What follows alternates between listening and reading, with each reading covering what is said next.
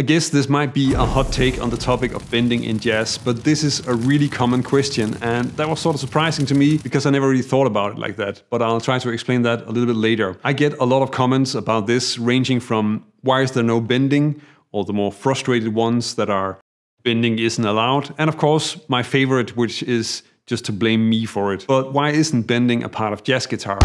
And I actually think that there are quite a few reasons for this. Let's just jump straight into the hot take. Maybe sometimes string bending is a bit overrated. Are you crazy? Are you out of your mind? The main reason you would ask why jazz doesn't use string bending is usually that you come from playing a genre where that's a common part of phrasing and playing. That will probably be blues, classic rock, or metal. In those genres, bending has almost become synonymous with demonstrating good taste, emotion, not overplaying in a solo, and usually David Gilmour from Pink Floyd is the typical hero of this way of playing, almost to the point of it becoming a joke. Some of the comments I get on YouTube will explain to me that bending is the best phrasing, and that is used to argue that jazz is lacking emotion and expression. But maybe it's worthwhile to point out that there are actually a lot of genres of guitar music where bending is not a standard part of the phrasing, unless you of course also want to write off flamenco, bluegrass, and classical music as lacking emotion. Now, of course, it's not that jazz fans are really any better. You can easily find examples of jazz used in the same way to dismiss chord progressions that don't have extensions as boring, which of course also is a bit silly. Of course, there are jazz guitarists that do use bends. Let's start with a modern example and then add some of the more classic guys. John Scofield was one of the first jazz guitarists that I really started to listen to a lot, and is still a guitar player that I really like. And he uses bends quite a lot in his playing, but he's also one of the few that really use bending in phrases that are not just blues phrases.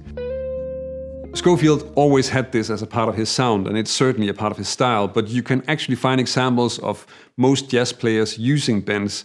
It's just not as big a part of their vocabulary and not something that happens every other phrase. As I mentioned earlier, then you most commonly hear this in blues phrases, like this example from Barney Kessel,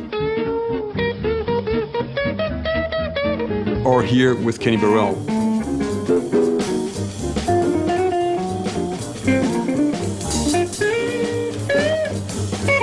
Both are soloing on a blues and using blues vocabulary, which is of course also a part of jazz. So it is in there, and it always was, but it is not something that you use all the time. And I think there are three possible reasons why bending is not so common in jazz. You want to keep in mind that string bending is primarily used in blues phrases, and it's not a technique that you would really use for bebop lines. Let me show you what I mean.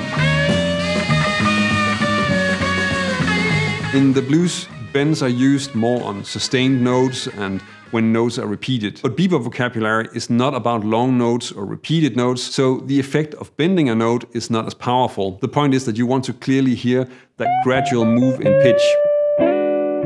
Another thing is that for jazz, lines connecting and locking in with a groove is very important, where blues melodies more often will float freely on top of a very clear groove.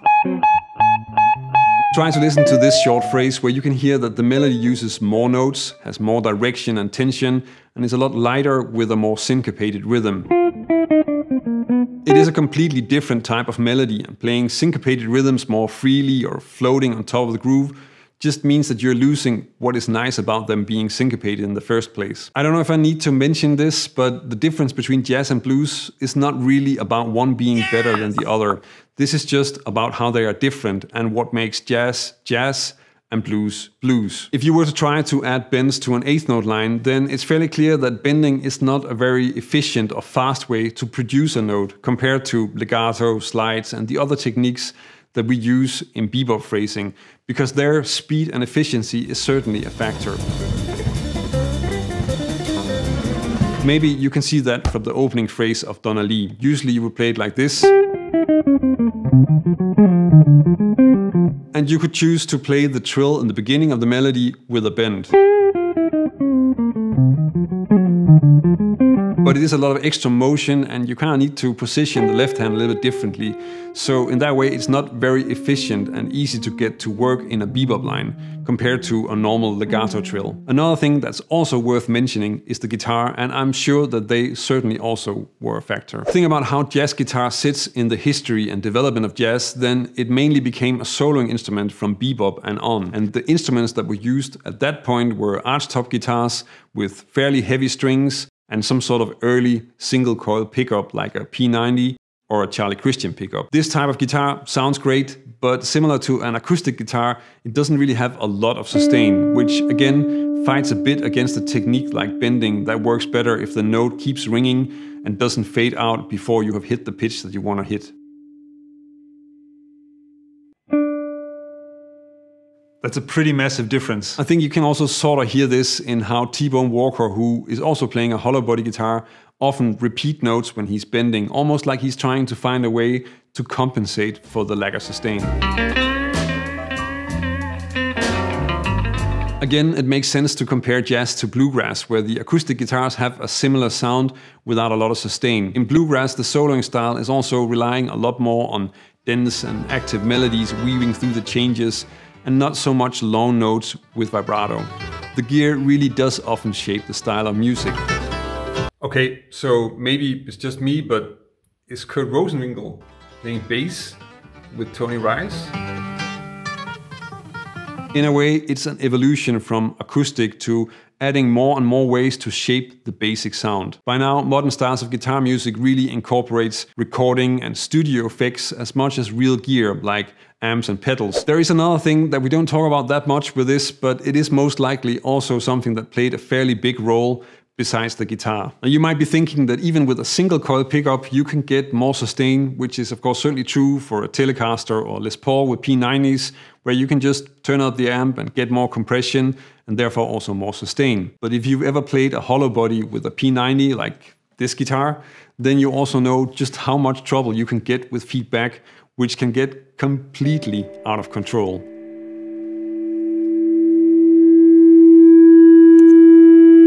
In the 40s and 50s, when the basic jazz guitar style evolved, then most amps just had a volume knob and some sort of simple EQ. And this really limits how loud you can go with an instrument like that. And if you want to play the amp so loud that it starts compressing, then you're most likely going to be at a volume where you're spending more time trying to mute strings and keeping the guitar in a direction away from the amp so that you don't drown out in feedback. Now, I'm curious about what reasons you think are more important when it comes to why we don't have bends in jazz.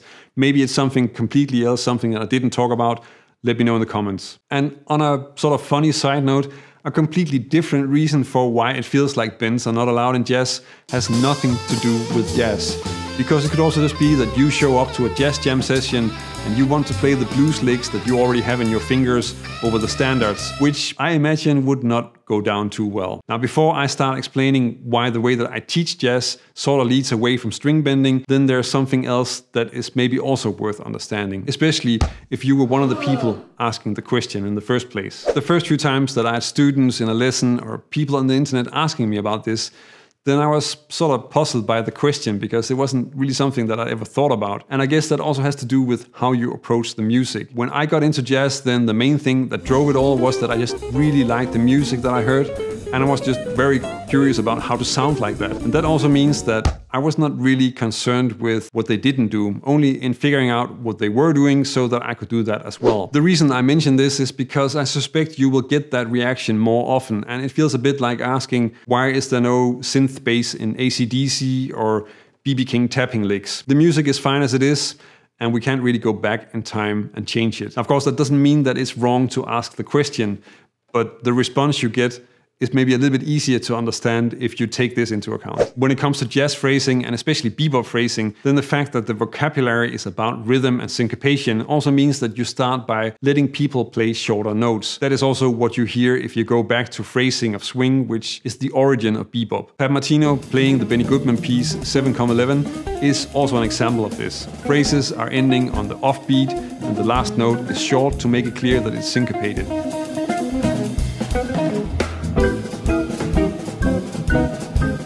often when you come from especially blues, then it's less important to stop the notes and you let every note in the melody ring out, because a long note is also just a chance to add vibrato or to do a slight bend or something else, and you add shape to it in that way.